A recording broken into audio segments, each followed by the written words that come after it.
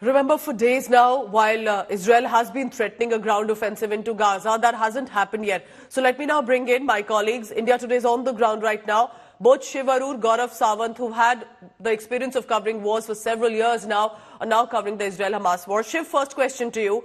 What about this ground offensive? What is the next phase looking like? What could be the reason that the ground offensive so far has been delayed? Well, that really is the big question, isn't it? What is the next phase of the Israeli offensive going to look like? Air power, the application of air power, the use of gunships and fighters has been on for a while. Helicopter gunships have been pressed into service. Only now it's been visible in our reports here on India Today. But that all elusive ground offensive hasn't happened just yet.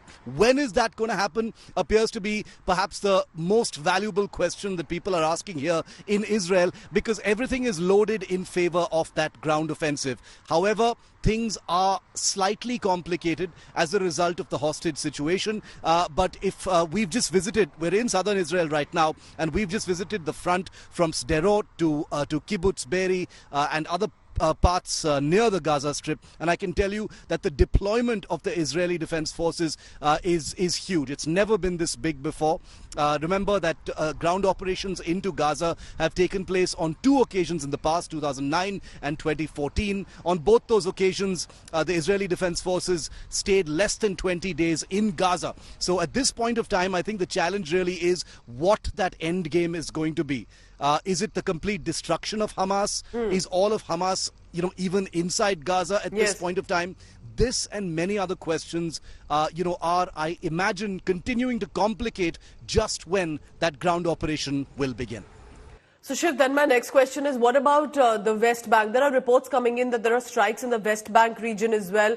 Will the focus be on Gaza itself against Hamas, or could there be involvement of the West Bank too?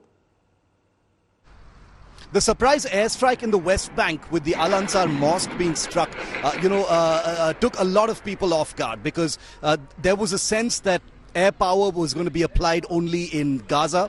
But something happening in the West Bank of this kind has proven really two things. A, Israel's world-famous intelligence has perhaps kicked back into action. It is looking very closely at every possible threat, whether in Gaza or the West Bank, and is not only detecting it, but taking it out. We do know that an Israeli F-16 was involved in the Al-Ansar mosque strike, and there's no reason to believe that there won't be more. I'm sure across the West Bank and other territories there may be more strikes of this kind, because intelligence is now hyper alert in Israel. Every single movement, off-air intercepts of conversations, all of this being collated into perhaps the clearest picture of the Hamas movements. And that's probably why you will, in my view, see more airstrikes in the West Bank as well.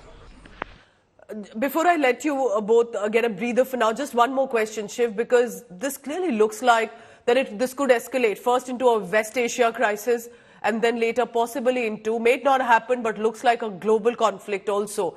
Are we looking at a long-drawn war here?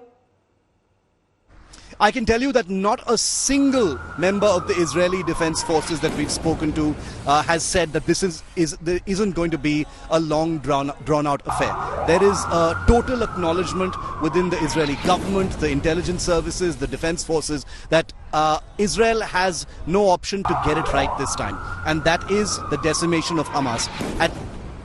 Under no circumstances must the Hamas terrorist organization be allowed to recuperate, rearm, and sort of rise from the ashes of this attack. And that's why Israel perhaps is biding its time and not, conducting just one massive wave of an offensive. What happened on October the 7th has changed many different calculations, not just within Israel, but outside as well. And that's the reason why it looks like this is going to be a long drawn-out affair. In the past, hostilities, follow a certain cycle between Israel and Hamas and other Palestinian groups. But this time, people are calling it Israel's 9/11, and that is no exaggeration. Believe me, reporting here in Israel, the way the public is seeing it, the way the government is seeing it, the way the intelligence agencies and the armed forces are seeing it, they know that failure is not an option this time. It cannot be back to business, and this time, a decisive action has in some sense been imposed on Israel. And that's the reason why it's not going to be slapdash. and it could be one of the longest conflicts we've seen.